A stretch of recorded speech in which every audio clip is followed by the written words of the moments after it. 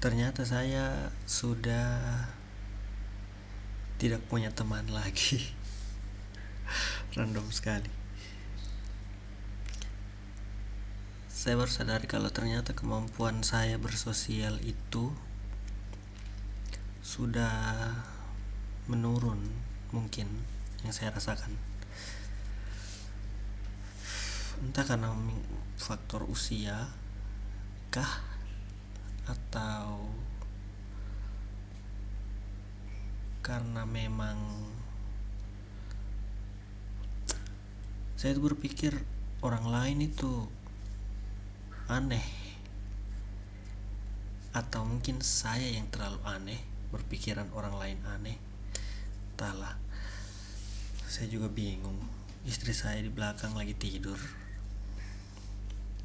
dan saya sekarang jam 11.45. Saya tadi di WA teman, dia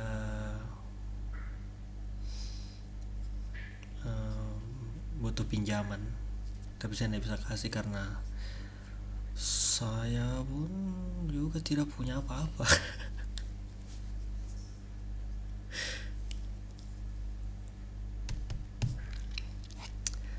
Tadi saya sempat mau cerita soal pengalaman pahit yang masih saya ingat waktu saya bekerja di perusahaan yang cukup besar. Pengalaman bekerja di perusahaan terbesar yang pernah saya lakukan, yang saya kerjakan. Jadi ini lingkungan kerjanya super duper padat, banyak, kita berhubungan dengan banyak orang, tim besar, keluarga besar, keluarga. Jadi di sini tuh kan budayanya masih budaya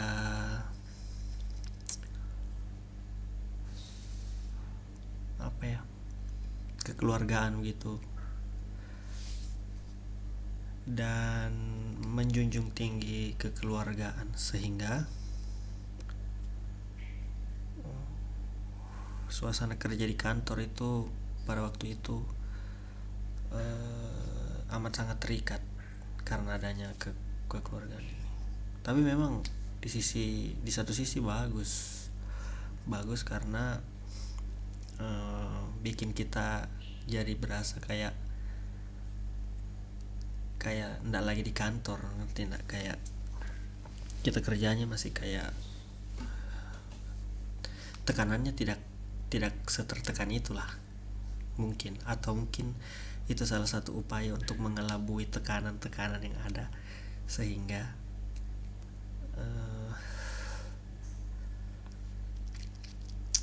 kita berasumsi kalau kita itu mending berkeluarga aja. Kayak mana ya jelasinnya, kita mau mensiasati ini loh, apa ya, tekanan itu yang ada di dalam. Soalnya kan di tempat saya bekerja itu kan menjunjung tinggi ini ya, jabatan. Maksudnya kayak orang-orang yang punya jabatan itu diperlakukan selayaknya pejabat lah, karena kayaknya mereka itu boomers.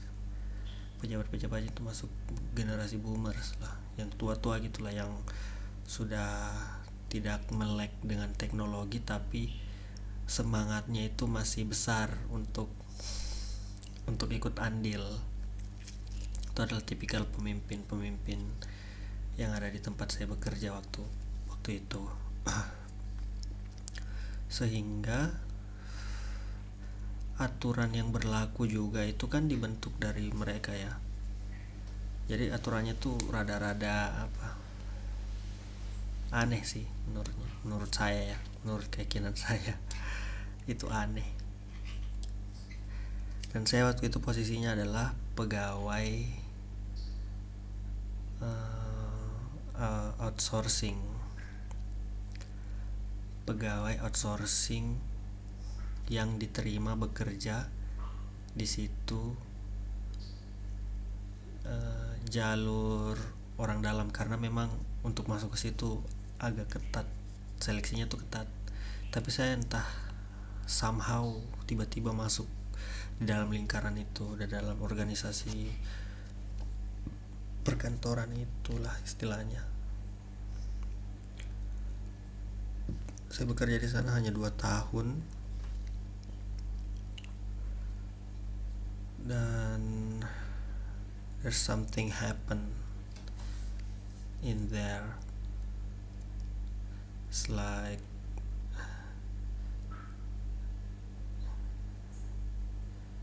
ada masalah lah. Tapi yang saya mau cerita ini soal bagaimana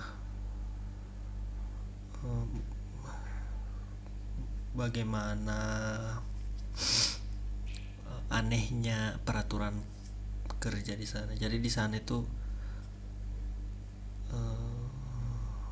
produktivitas sama dengan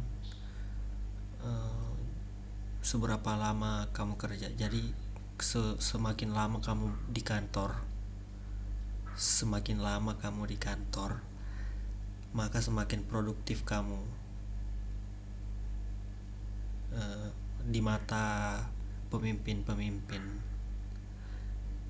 pada saat itu. Sehingga dan pemimpinnya ini kan menganggap dirinya itu role model. Jadi pemimpin di sana itu rata-rata pulang masuknya jam 8 pagi, pulangnya itu biasanya jam 9 malam, jam 10 malam. Padahal setelah saya pikir-pikir, ini kan bukan Jakarta ya. Maksudnya ini hanya kota kecil. Kota Bobo ini kota yang kecil sekali. Kalau mau dibandingkan, jadi Sulawesi Tenggara itu kan provinsi, ibu kotanya kan Kendari. Nah, Kendari ini itu jam kerjanya tidak sepadat jam kerja yang ada di bawah-bawah ini. Malah beberapa pegawai yang saya dengar ya di Kendari itu mereka pulangnya jam 8 sampai jam 5 sore. Jam 5 itu sudah pulang. Jam 6 paling lambat. Kecuali akhir bulan memang ya. Kalau akhir bulan kan biasanya orang itu kejar end of month. Jadi biasanya agak lembur. Cuman anehnya di sini orangnya kan itu-itu saja. Kerjaannya juga kayaknya menurut keyakinan saya ya tidak sehektik itu, hanya dibuat seolah-olah hektik supaya terlihat produktif di mata atasan mungkin.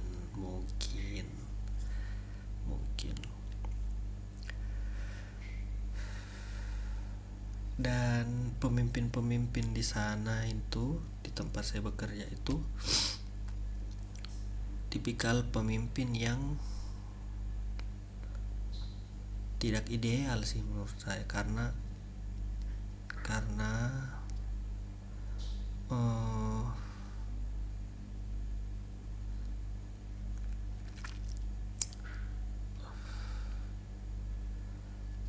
gimana ya jelasinnya ya, saya jadi merasa bersalah lagi anjir. Tapi intinya ada di satu kejadian,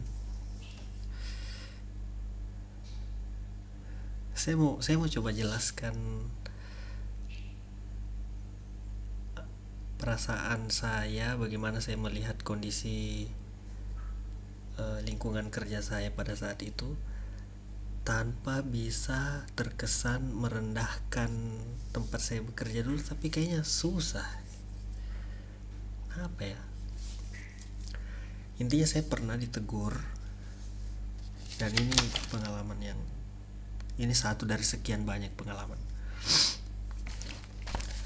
Saya ditegur, jadi kan di sana itu karena produktivitas nilai ukur produktivitas ini dari waktu lamanya bekerja kita, sehingga hari Sabtu dan kadang pun Minggu itu kita diarahkan untuk masuk kantor. Biasanya kalau end of month itu Minggu tetap masuk, kalau kenanya hari Minggu. Tapi di hari-hari biasa kayak di awal bulan atau di pertengahan bulan itu, Sabtu itu wajib untuk masuk. Saya nggak tahu motifnya apa. Katanya sih selling day. Jadi kayak itu hari buat beberapa pegawai-pegawai itu diwajibkan untuk jualan lebih untuk mencapai target. Saya kan posisinya pada saat itu tuh vendor. Saya pegawai vendor pihak ketiga. Tapi saya itu cukup dibutuhkan lah di posisi itu, karena pada saat itu saya bisa ditahu bisa menghandle beberapa hal yang teman-teman di kantor lain itu tidak bisa. Kayak misalnya saya biasanya disuruh siapkan kebutuhan kalau mau Zoom, sound system, karena kebetulan saya paham yang berhubungan dengan teknologi gitulah istilahnya, perdataan itu saya. Tapi kan masalahnya itu harusnya dikerjakan oleh petugas yang bukan vendor, karena itu istilahnya kayak bumbu rahasia dapur lah yang dikelola. Dan saya kan pihak ketiga ya, saya kayak penumpang aja di situ, kayak numpang bantu-bantu. Tapi saya dikasih itu ke tanggung jawab itu. Nah, pada hari Sabtu itu saya ingat betul ada kegiatan untuk para pegawai-pegawai tetap ini itu Zoom. Cuma kan saya tidak ikut Zoom.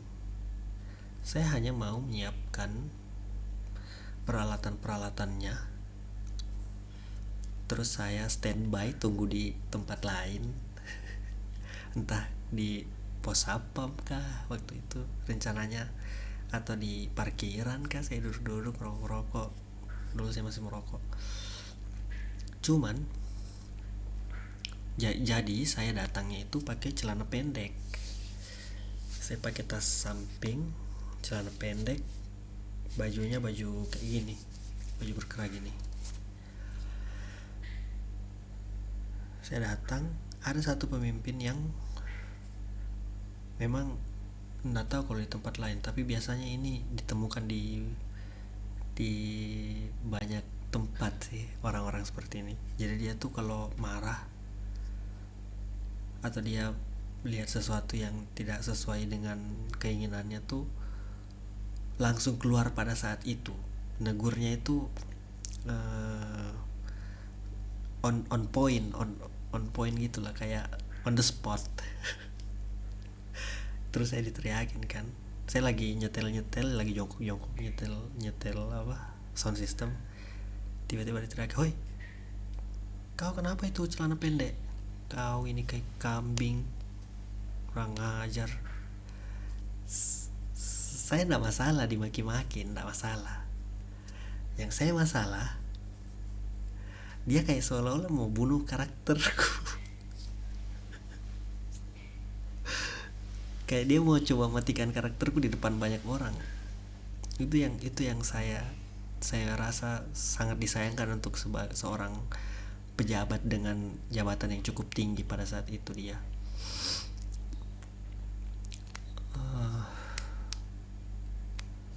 Saya shock, tentu shock. Kalau saya datang itu, dan saya datangnya tuh tiba-tiba ditelepon, pagi-pagi ditelepon, disuruh datang. Jadi saya buru-buru lah ke sana kantor.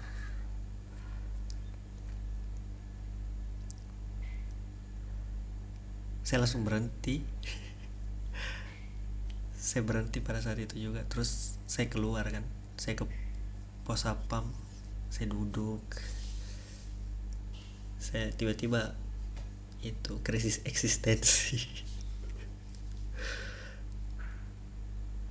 Karena saya pikir apa, kita ini kejar apa sih di dunia ini,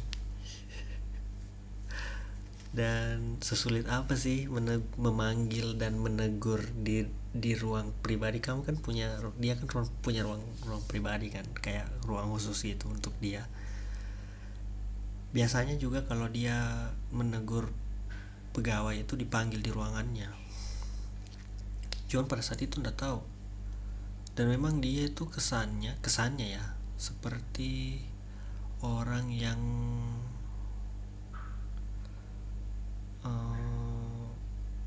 butuh dan harus untuk dihargai gitu loh.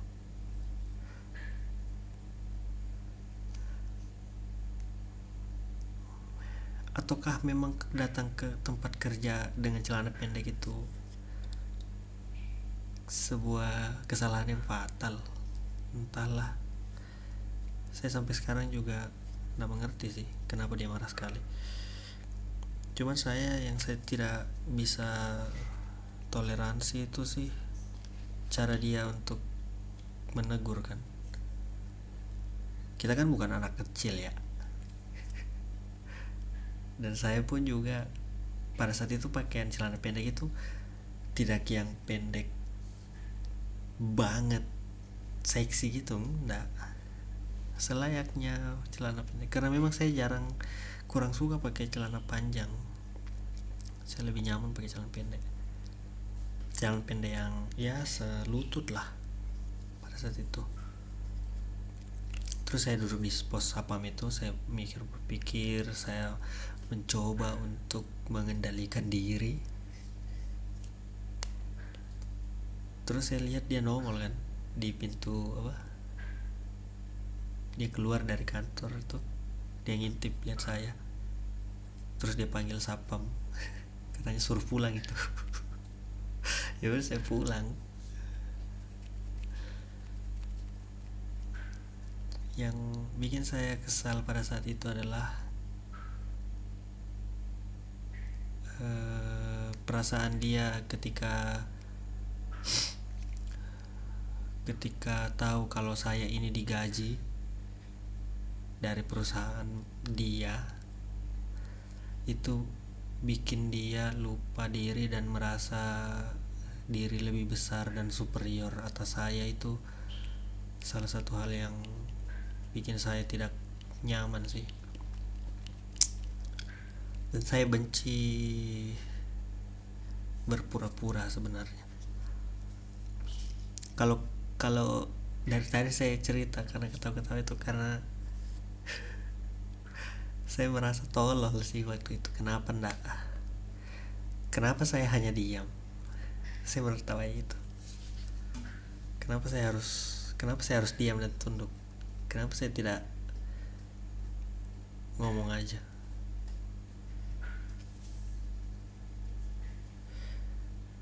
Mungkin dia lupa kan waktu itu, kayak mungkin saya bisa ingatkan, tapi kenapa saya tidak ingatkan? Entahlah. Ini sudah 19 menit bicara omong kosong. Aduh.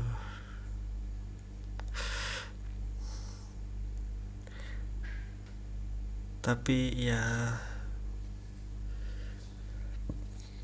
begitulah. Saya tadinya mau sebut namanya, tapi saya takut jangan sampai nanti jejak digital jadi masalah baru masa depan nanti. Kenapa jadi bahas ini ya? Aneh. Semoga audionya tidak bermasalah. Sekarang jam 12.